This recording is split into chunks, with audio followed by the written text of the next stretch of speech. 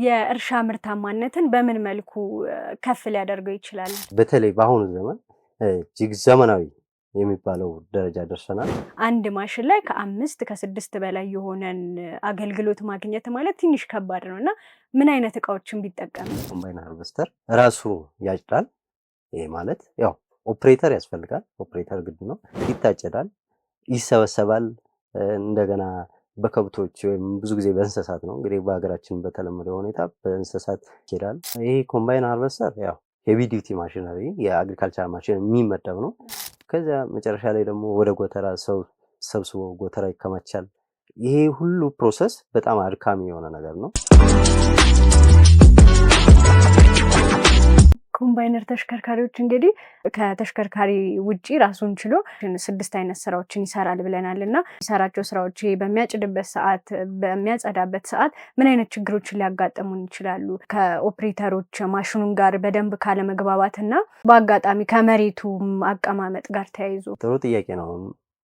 በጣም ብዙ ችግርም ለምሳሌ ከኛ ኦፕሬተሮች ናቸው ብዙ ጊዜ ከኛ ጋር ኮሚኒኬት የምናደርገው። የመጀመሪያዎቹም እነሱ ስለሆነ ከማሽኑ ጋር ያሉት ብዙ ጊዜ ኮሚኒኬት ስናደርግ ብዙ ችግሮች ይገጥሟቸዋል። አንዳንዱም ካለማወቅ ሊሆን ይችላል። ሌላው ደግሞ ከመሬቱ ወጣ ገባነት፣ ለምሳሌ ኮምባይነር መግባት የሌለበት ቦታ ገብቶ ሊሆን ይችላል። ወጣ ገባ ይኖረዋል ማለት ያው እንግዲህ የመጀመሪያው እንግዲህ በአግሪካልቸሩ የመጀመሪያው አግሮኖሚ መሬቱ በደንብ በስርዓት መሰራት ያለበት ሁኔታ መሆን ነበረበት፣ ግን ላይሆን ይችላል። ወጣ ገባ ይኖረዋል። እንደዚህ አይነት ነው። ስለዚህ ያ ደግሞ ለዚያ ማሽን እግር ሊሰበር ይችላል። ብዙ ጊዜ ይሄ እግር አግዝል መሰበር ይኖራል። ያ ማለት ወጣ ገባ ላይ ሲገባ እንደዚህ አይነት ይኖራሉ። ሁለተኛ ደግሞ ከኦፕሬተሮች ስህተት፣ ለምሳሌ መፍጠን በሌለበት ፍጥነት ሊፈጥን ይችላል።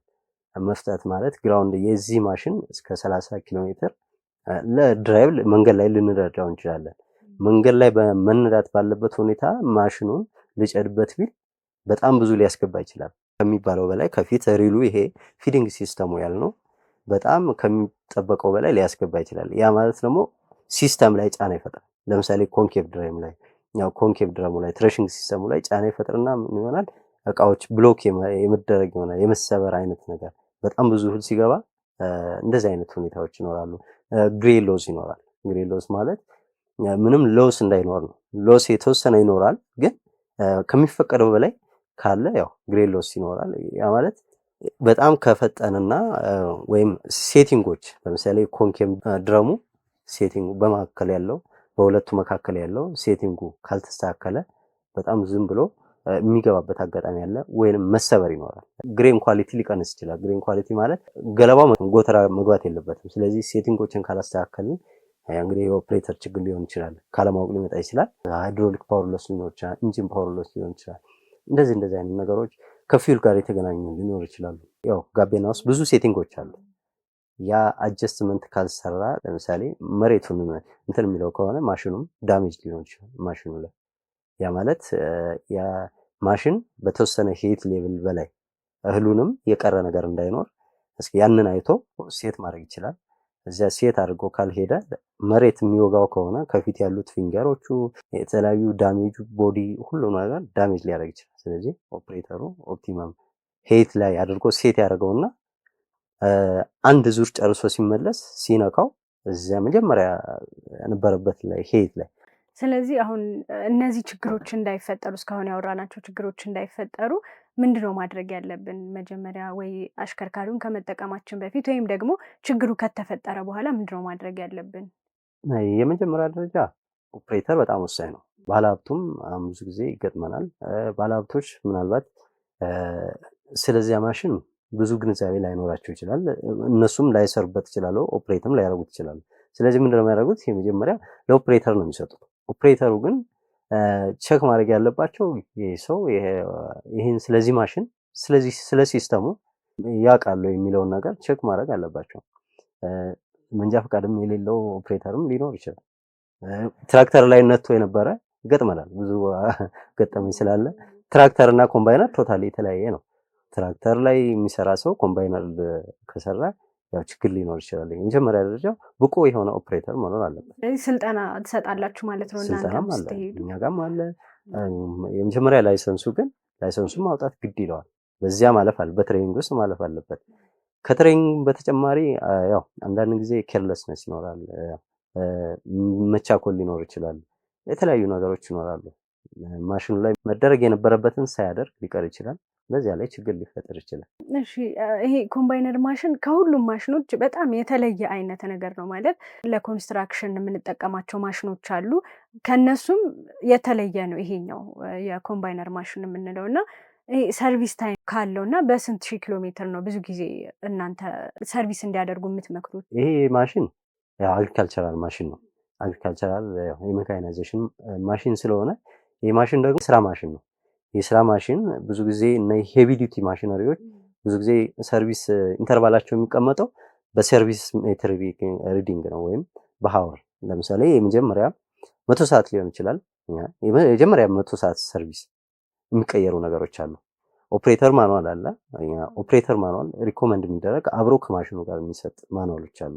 ያ ማለት የመጀመሪያው ሰርቪስ በ100 ሰዓት ሊሆን ይችላል። እንደ ኮንዲሽኑ ነው። ቅድም የተነሱ ነጥቦች አሉና እነኚህ ኢንቫይሮንመንቱ በጣም ወሳኝ ነው።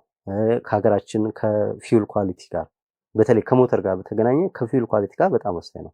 ያ ማለት የሰልፈር ኮንተንት በጣም ወሳኝ ነገር ነው። በጣም ከፍ ባለ ቁጥር የሰልፈር ኮንተንት የፊውል ኳሊቲውን በወረደ ቁጥር ምንድነው አምራቾች ሪኮመንድ የሚያደርጉት የሰርቪስ አወሩን እኛ ለምሳሌ 600 አወር የ600 ሰዓት ሰርቪስ ማኑዋል ላይ ሪኮመንድ አድርጎ እንደሆነ እኛ በ300 ሰዓት መሰራት አለበት ማለት ነው በሀገራችን ሁኔታ።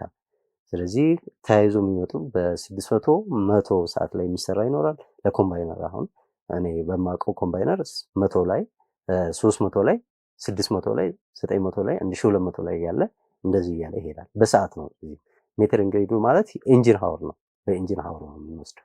ግን ብልሽት እንዳለበት እንዴት ሊታወቅ ይችላል? ብልሽት በነገራችን ላይ በጣም ዘመናዊ ማሽኖች ናቸው አሁን ያሉት። በተለይ አሁን እኛ የምንጠቀምበት እኛ ለከስተመር ዴሊቨር የምናደርገው በጣም ዘመናዊ የራሱ ኤሌክትሮኒክስ ሰርቪስ ቱል አለው። ያ ማለት የሚሰካ ነው። ኮምፒውተር ኖርማል ኮምፒውተር ሶፍትዌር ነው። እዚህ ዲያግኖስ ቱልስ አለው። ከሱ በተጨማሪ ግን ይሄ ማሽን ችግር አለበት ካለ ችግር ከገጠመው ምንድነው የራሱ አላርም ሲስተም አለው። ኤረር ኮድ የሚባለው ወይም ፎልት ኮዶች አሉት። ሴንሰሮች አሉት ማለት ነው። በጣም ብዙ ሴንሰሮች አሉ። እያንዳንዱ ነገር ፊድባክ የሚያገኘው ከዚህ ለምሳሌ አንድ እንደው እንደ ኤግዛምፕል ኤረር ኮድ አይደለም በእርግጥ ግሬሎስ አሁን በምን ይታወቃል የሚለው የራሱ ግሬሎስ ሴንሰር አለ። ከኋላ የሚገጠሙ ሴንሰሮች አሉ።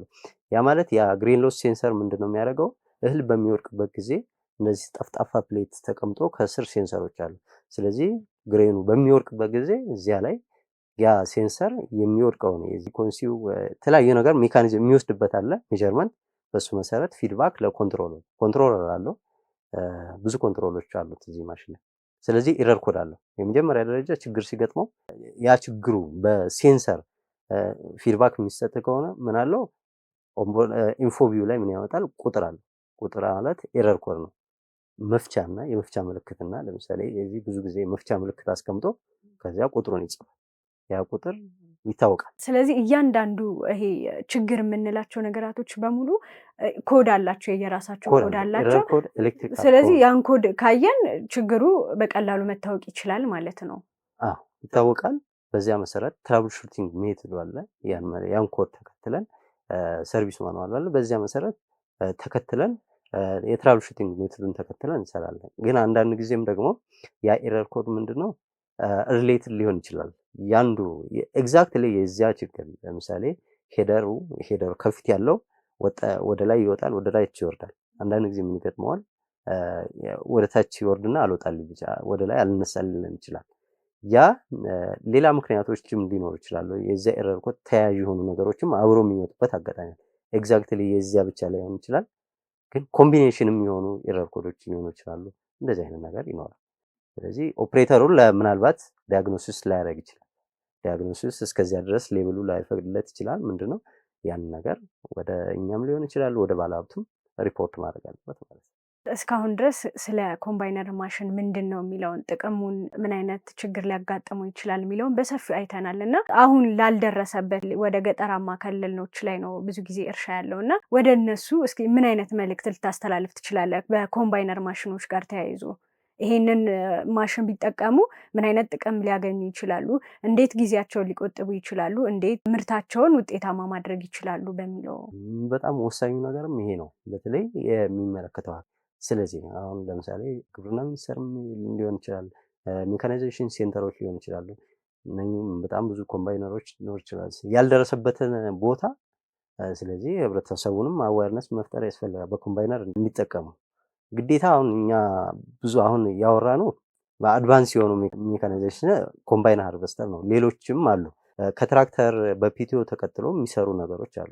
እስከዚያ ድረስም መሄድ ያስፈልጋል። ግን መግባት የሚችል ከሆነ ያው የሚመለከተው አካል ያን ነገር አንደኛ ማስተዋወቅ፣ ሁለተኛ ገበሬ በሚመጥነው ጥራት ያለው ዕቃ እዚህ አካባቢ ማቅረብ ቢቻል አሪፍ ነው። ብዙ ያልደረሰበት ቦታ ስላለ ፖቴንሻል የሆነ በጣም ብዙ ማሳ ብዙ በእጅ የሚታረስ አካባቢ አለ። ግን ኮምባይነር ገብቶ መስራት የሚችልበት አካባቢ ማለት እኔ ይሄ ነው ያለኝ ኮሜንት። ጥሪና አክብረው እዚህ ስቱዲዮ ድረስ መጥተው ስለ ሙያዊ የሆነ ትንታኔዎትን ስለሰጡኝ ከልብ አመሰግናለሁኝ። እየተከታተላችሁ የነበረው አውቶሞቲቭን ከነጃት ጋር ነው። ሳምንት በሌላ ፕሮግራም በአዲስ ርዕሰ ጉዳይ እስከምንገናኝ መልካም ሳምንት።